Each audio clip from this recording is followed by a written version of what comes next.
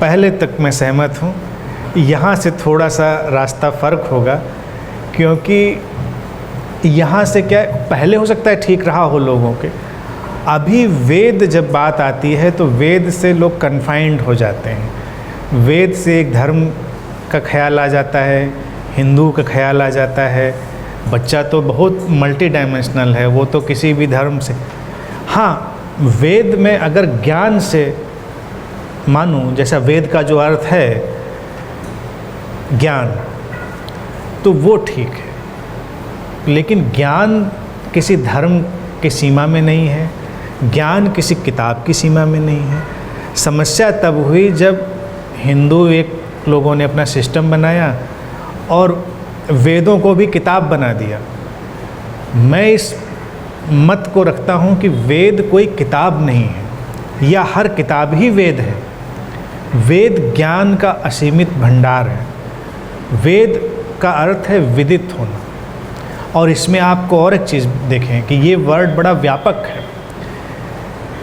भारत में ये संस्कृत से वेद की तरह आता है, और लैटिन में भी ये वर्ड है। लैटिन में वर्ड आता है विड।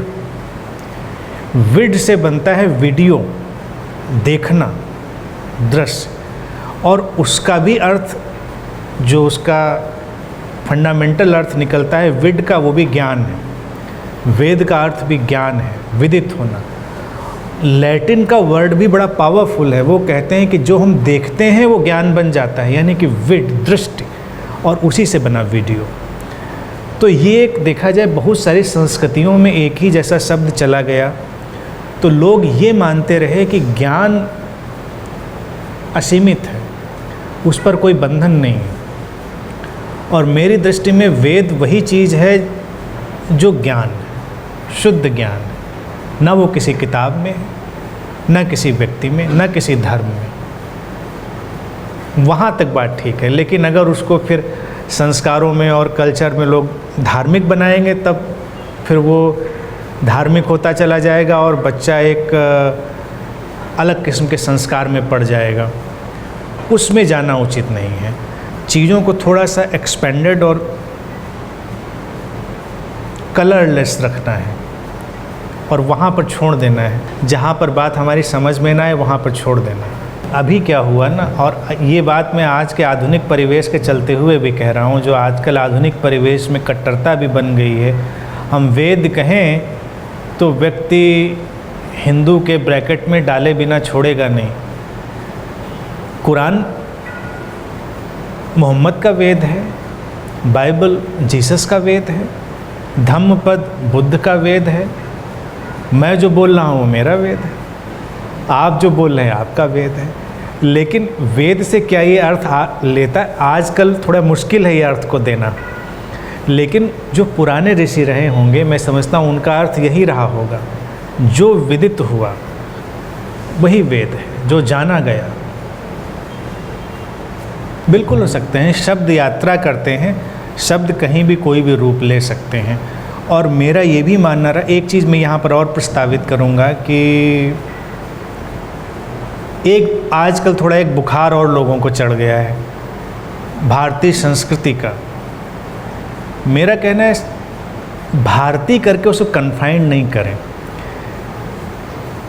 हम देख सकते हैं कि मनुष्य कहीं भी किसी भी अवस्था में हो सकता है, और अगर भारत को हम उस दृष्टि से देखें कि जो प्रकाश की यात्रा में है वो भारत, यानी कि हम उस हर व्यक्ति को भारतीय कह सकते हैं जो प्रकाश की यात्रा। भारत का अर्थ भी यही है। अब उस बहुत ज़्यादा हम लिंग्विस्टिक में नहीं जाएंगे, नहीं तो फिर अभी लिंग्विस्टिक की क्लास लगने लगेगी आप लोगों को, भाषा विज्ञान की। लेकिन भारत का जो साधारण सिंपल अर्थ बता रहा हूँ, जो प्रकाश की यात्रा में, तो जहाँ कहीं भी कोई प्रकाश की यात्रा में है वो भारतीय है। ऐसा नहीं कि जो इन भौगोलिक सीमाओं में पैदा हुआ वो भारतीय है। फिर क्या है कि शब्द कहीं भी बड़े गहरे हो सकते हैं, और कभी हमारे पास बहुत गहरे शब्द हैं, कहीं किसी दूसरी भाषा में बहुत गहरे शब्द हैं। मुझे हिंदी आती है ठीक से और इंग्लिश आती है ठीक से, दोनों भाषाओं को मैं जानता हूँ। वैसे तो सारी भाषाओं में खोज करी जा सकती है, तो कभी कभी मुझे हैरानी होती है कोई शब्द इंग्लिश में बहुत सटीक है, उसका हिंदी में आपको नहीं मिलेगा, और कोई शब्द हिंदी में इतना सटीक है उसका इंग्लिश में ट्रांसलेशन ही नहीं मिलेगा।